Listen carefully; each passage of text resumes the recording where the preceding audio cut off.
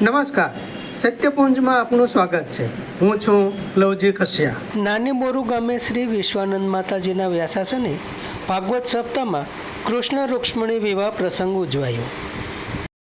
નાની બોરુ ગામે શ્રી વિશ્વાનંદ માતાજીના વ્યાસાસને ભાગવત સપ્તાહમાં કૃષ્ણ રૂક્ષ્મણી વિવાહ પ્રસંગ ઉજવાયો. ભાગવત સપ્તાહમાં કૃષ્ણ રૂક્ષ્મણી વિવાહ પ્રસંગ ભારે ઉમંગ ઉત્સાહ સાથે ઉજવાયો.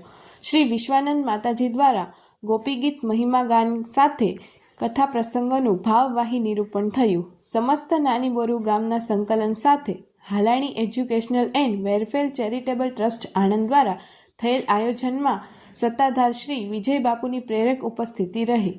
મંગળવારથી સોમવાર દરમિયાન નાની બોરુ ગામમાં આ ધર્મ પ્રસંગે શ્રી રાજુભાઈ હાલાણી, શ્રી હબીબભાઈ હાલાણી અને કાર્યકરોના સંકલન સાથે ભાવિક શ્રોતાઓ કથામૃત સાથે ભોજન પ્રસાદ લાભ લીધો.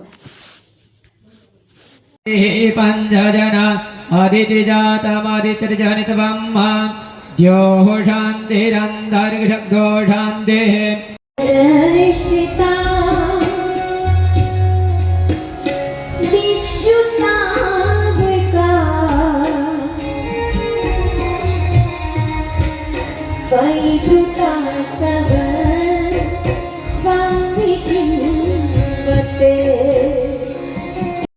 એક દિવસ પણ કથામાં કહેલું કે વિરહ, વિયોગ, અયોગ, સંયોગ આ બધા જુદા જુદા પ્રકાર હોય છે. પ્રિય મોરારી બાપુએ જે દ્વારિકામાં આનું જે વર્ણન કરેલું કે ક્યારેક સાધકને પરમાત્માનો વિયોગ થાય, વિરહ થાય, સંયોગ થાય, અયોગ થાય. અહીં ગોપીઓને પરમાત્માનો વિયોગ થયો છે, મૂળ કરતા હોય છે. તો ગોપીઓના મનમાં જે સૂક્ષ્મ અભિમાન આવ્યું એને દૂર કરવા માટે ભગવાન કૃષ્ણચંદ્રજી ગોપીઓની વચ્ચેથી અદૃશ્ય થઈ ગયા. ગોપીઓ ભગવાનના વિરહમાં એવી વ્યાકુળ બની અને ભગવાનના વિયોગમાં જે ગોપીઓના મુખમાંથી જે વાણી પ્રવાહિત થઈ એ ભાગવતજીમાં ગોપી ગીત. ભાગવતજીમાં 5 પ્રકારના ગીત છે. ગોપી ગીત, યુગલ ગીત, ભ્રમર ગીત, મહિષી ગીત.